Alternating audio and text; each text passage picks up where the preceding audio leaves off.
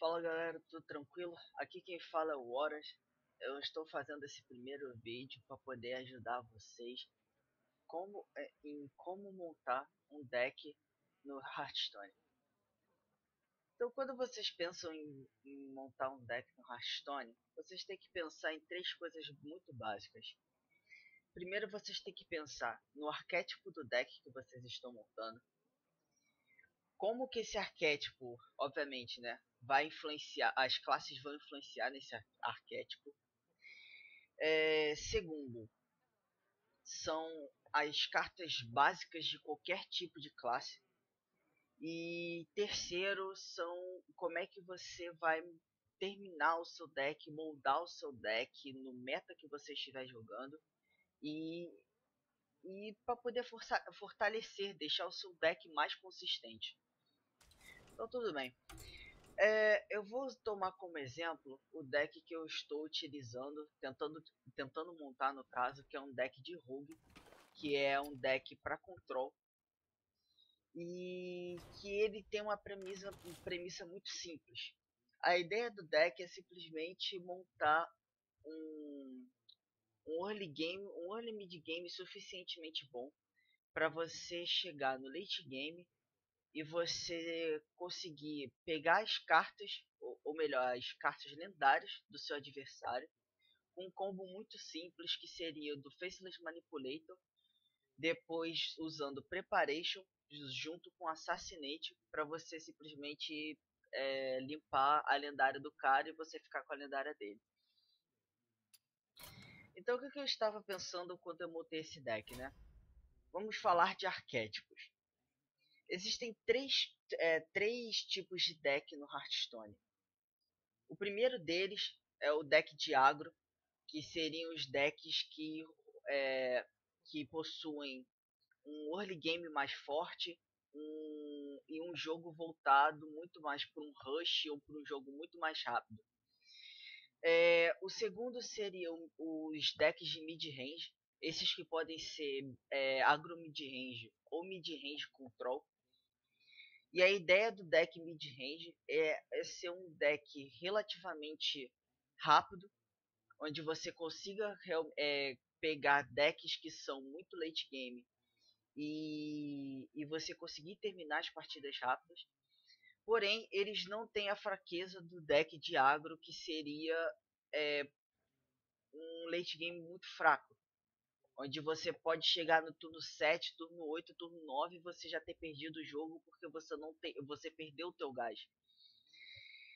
E existem os decks de controle, que são os decks para late game, que eles simplesmente consistem em você simplesmente limpar a mesa do cara, limpar o board do cara, você tentar ter uma vantagem de cartas sobre o teu inimigo e simplesmente chegar nas curvas mais altas e você dropar as criaturas que tem mais, como é que eu posso dizer, mais poder, né?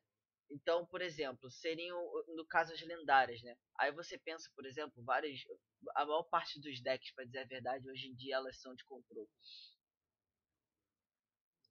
Enfim, esses são os três tipos básicos de deck que você pode encontrar no Hearthstone. Existem algumas poucas variações dentro desses arquétipos, mas eles sempre vão encaixar sempre dentro de uma desses três arquétipos, né? Ou você pode ter um Druida Ramp, por exemplo, que ele cai em control. Você pode ter um Warlock Zoo, que ele cai no deck de agro. Ou você pode ter, por exemplo, um deck de Miracle Rogue, que ele cai um pouco pro mid, pro late game. Enfim. Então tudo bem. Como eu tinha falado, né? Nós vamos utilizar como base o deck de Rogue que eu estava montando. Então a gente já escolheu o arquétipo que a gente vai montar. O deck ele simplesmente vai ser voltado um pouco mais para late game, né? Um pouco com controle e, e se utilizando no caso de cartas de removal. Quando você pensa, por exemplo, sei lá, sem você considerar no caso um combo específico que você queira fazer, no caso que eu estou fazendo. Quando você pensa, sei lá, eu quero montar apenas um deck para late game, sei lá, um deck de control, por exemplo. Ou, por exemplo, um deck de agro. Toda vez que você quiser montar um deck, você tem que pensar nas vantagens e desvantagens que uma classe tem com relação ao tipo de arquétipo que você vai montar. O que isso significa? Existem algumas classes que elas têm facilidade para você jogar com um deck de control, outras classes que elas têm mais facilidade para jogar no mid range, outras classes que elas têm mais facilidade para jogar no agro. Quando você pensa, por exemplo, em um Warlock ou em um Hunter, você já deveria saber que eles têm um pouco mais de facilidade para jogar num deck de agro. Porque a passiva do Warlock, por exemplo, você consegue puxar muitas cartas, o que você facilita o seu deck para você manter o gás de um deck de agro. Já no caso do Hunter, por exemplo, seria uma passiva que dá 2 de dano direto no herói. O que você facilita também para poder você baixar criaturas e rushar o cara. Porque você vai sempre estar tirando 2 de dano, 2 de dano, 2 de dano. E uma hora o HP do cara vai zerar. Ou, por exemplo, você pode pegar um Priest ou um Druida, que quando você pensa nas passivas deles, ou talvez o Warrior também, porque o Warrior também encaixa nisso, são passivas, por exemplo, que elas te ajudam a se proteger, elas dão armadura, elas se curam, então elas geralmente te ajudam a segurar um pouco mais o jogo para você conseguir levar o jogo para os turnos mais avançados, né? De turno 7, turno 8 e assim por diante. Mas, voltando, né? No meu caso, eu já tenho um combo específico que eu quero usar. O que também não é errado.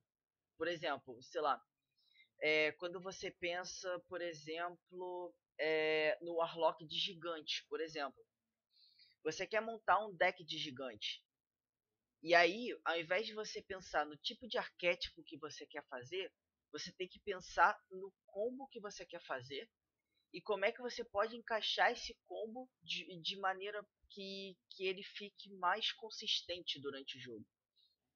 E é óbvio que as classes também vão influenciar no combo. Por exemplo, esse combo não funcionaria, esse combo que eu estou querendo fazer de Assassinate com Preparation não funcionaria com nenhuma outra classe. Porque quando você pensa em removals de classe, que elas simplesmente dependem do dano, ou melhor, da resistência da carta adversária, as únicas 3 classes que você pode contar com isso são Rogue, Warlock e Hunter.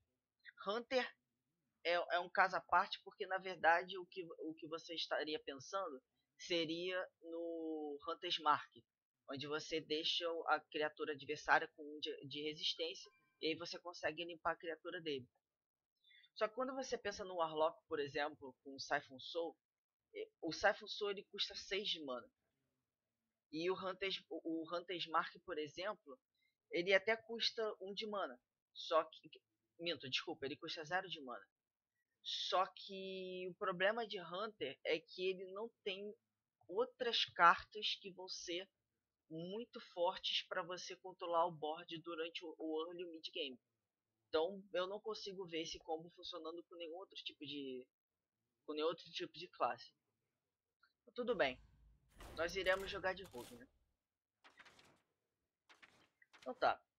Depois que você já escolheu o arquétipo que você quer montar e a classe que você quer montar, consequentemente, o que você tem que ver seriam as duas coisas, né? Seria o combo que você quer fazer com aquele deck, que no meu caso seria o combo do Faceless Manipulator, 2 Faceless Manipulator, junto com Preparation e os Assassinate. Tá. E a partir de agora, o que você tem que pensar são no que eu gosto muito de chamar das cartas inerentes ou cartas naturais de uma classe. O que são as cartas inerentes de uma classe? São as cartas que, independente do deck que você estiver montando, se eu quiser montar, por exemplo, um Rogue que seja agro, ou um Rogue que seja mid-range, ou um Rogue que seja control, Ou seja, independente do arquétipo que eu monte, essas cartas vão jogar sempre. Porque são as cartas que fazem a classe funcionar. Então, quando você pensa em Rogue, por exemplo, existem várias cartas que são inerentes ao Rogue. Como, por exemplo, Backstab você vai encontrar em todos os decks de Rogue. Deadly Poison, Eviscerate, o SI Agent e... Bom, e tem uma coisa também, porque não sei se vocês perceberam, mas eu pulei um Blade Flurry e o Fan of Knives, correto? O negócio é o seguinte, você precisa de uma dessas duas cartas, tá? Sempre. Alguns decks vão priorizar jogar com Blade Flurry, principalmente os decks de agro, porque o AoE do Blade Flurry ele é melhor do que o deck do Fan of Knives. Já os decks de control geralmente priorizam jogar com Fan of Knives, porque o Fan of Knives ele te dá um draw de carta que te ajuda, no caso, a chegar no late game. Só que esse meu deck, no caso, ele na verdade vai jogar com Fan of Knives, porque eu tô querendo jogar eu tô querendo montar um deck pro late game, certo? Então essas seriam as cartas inerentes pra classe do Rogue. Eu vou deixar um link aqui embaixo na descrição depois quando eu terminar o vídeo, que eu vou deixar a lista de todas as cartas inerentes de todas as classes do Hearthstone. E aí sempre que vocês quiserem, vocês podem vir aqui nesse vídeo para poder vocês darem uma olhada. E aí vocês vão conseguir manter sempre essa base, né? Para qualquer tipo de deck que vocês quiserem montar. Terminada a segunda etapa, que seriam as cartas inerentes do deck, o que você precisa começar a pensar seriam nas cartas que vão te ajudar a chegar no... que vão te ajudar a chegar no combo que você quer, ou enfim, no objetivo que você quer, né? Então, por exemplo, quando eu olho para a mana curve do meu Rogue, eu tenho muitas cartas de custo baixo e poucas cartas por enquanto de custo alto, certo? Além disso, eu só tenho duas criaturas em campo ainda. Em campo não, desculpa, no deck. Então o que você tem que pensar são o seguinte. Você tem que pensar nas cartas que vão simplesmente compor o seu deck para você ter um early, um mid e um late game balanceados, consistentes. O que está faltando, por exemplo, aqui no meu deck? O que tá faltando para mim nesse deck, por exemplo, são criaturas. Eu só tenho duas criaturas em campo. Então a gente vai começar a encher o deck, por exemplo, com criaturas. E aí a gente tem que pensar nas criaturas que são fortes pro deck. Então, por exemplo, a Agent Squire seria uma boa. A Agent Squire funciona muito bem. Blood Mage Taunus ele funciona para os combos. Bloodseer Raid ele funciona por causa da passiva e do Blade Flurry. Blade Flurry não, desculpa, Deadly Poison. Aí você pensa, por exemplo, em Earthen Ring Farseer, é sempre muito bom. Harvest Golem, sei lá, Shattered Sun Cleric, Dark Aron Dwarf, sei lá, Defender of Argos. Aí beleza.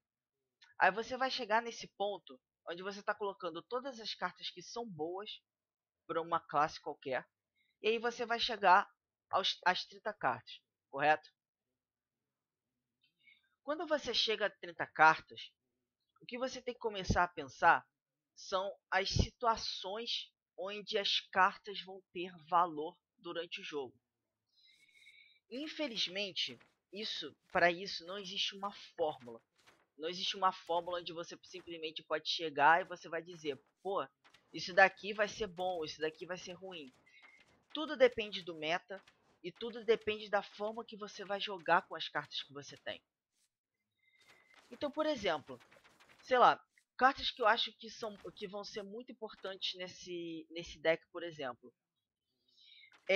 Eu gosto muito, por exemplo, de Assassin's Blade.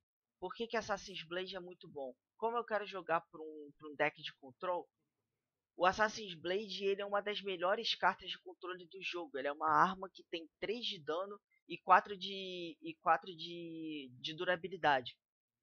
Então simplesmente eu consigo limpar 4 criaturas que tenham 3 de resistência. Fora que eu ainda tenho 2 Deadly Poison no meu deck.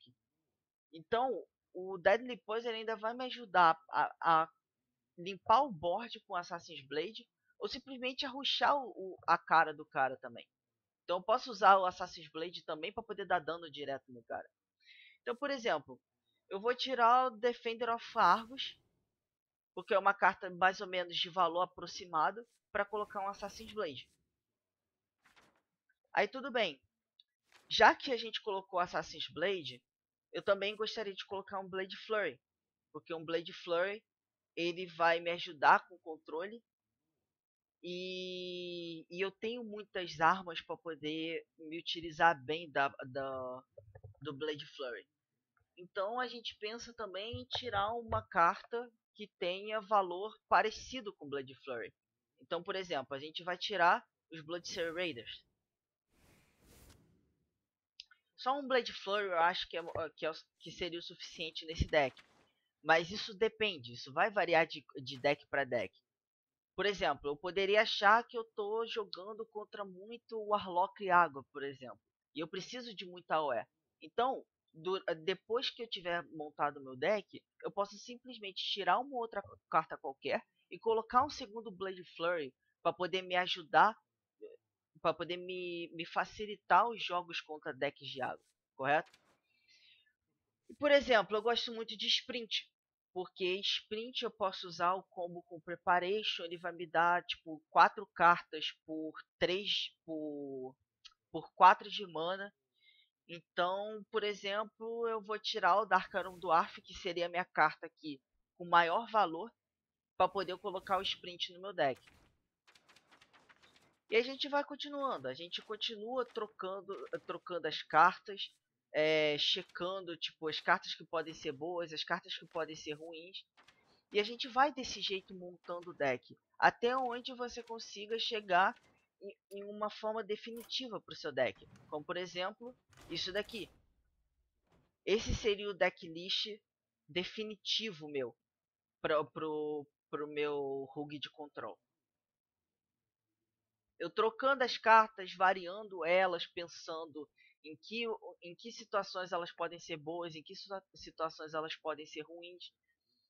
E a gente simplesmente chega em um deck definitivo.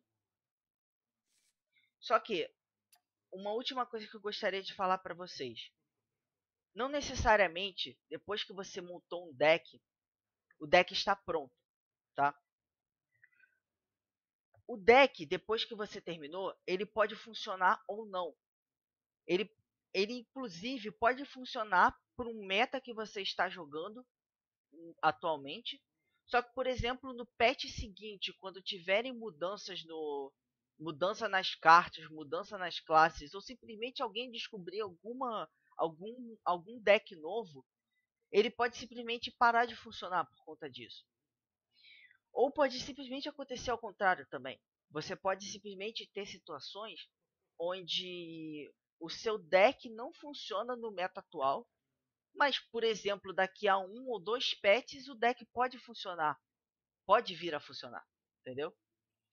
Então, não necessariamente um deck que você tenha montado, ele vai funcionar, tá? É a primeira coisa que eu quero que vocês pensem. E segundo, um deck nunca tem uma lista definitiva. Você sempre vai estar mudando o seu deck, alterando o seu deck de acordo com o meta que você estiver jogando. Por exemplo, há um tempo atrás, uma carta que era simplesmente muito jogada pela maior parte das classes era a Argent Squire. A Argent Squire, que é uma criatura 1/1 com Divine Shield. Por conta disso, muitas classes, especialmente as classes de controle, começaram a jogar com Blood Knight no deck para poder você simplesmente counterar o Divine Shield das Argent Squires.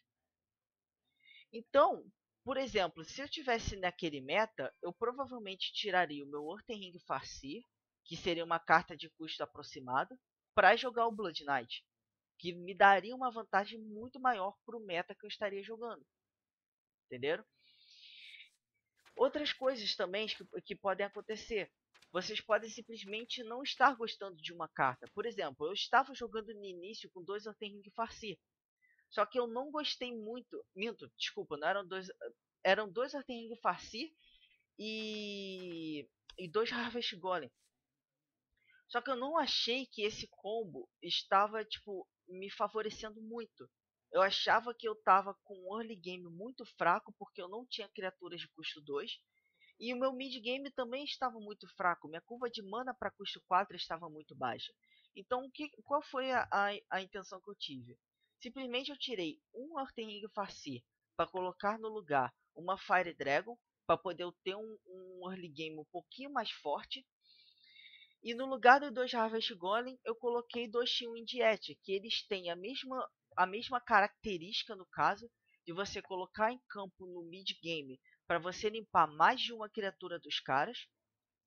Só que o Shin-Windiet ele tem um valor um pouquinho mais alto, por conta do custo dele. Então, são essas coisas que vocês vão ter que entrar no Constructed, né? Entrar na ranqueada e testar o seu deck para poder vocês verem que tipo de situação uma carta está valendo mais do que a outra. Então vocês têm que experimentar, têm que tentar, têm que continuar jogando com os decks e vocês têm que ir aprimorando o seu deck, correto? Enfim, galera, com isso eu termino aqui o vídeo. Espero que vocês tenham gostado, espero ter também, inclusive, ajudado vocês. Como eu disse, né, no meio do vídeo, eu vou deixar aqui na descrição o link para as cartas inerentes, né, as cartas naturais de uma das classes, para poder ajudar vocês na hora de vocês montarem enfim, os decks que vocês quiserem, né? Se vocês curtiram o vídeo, por favor, deem like.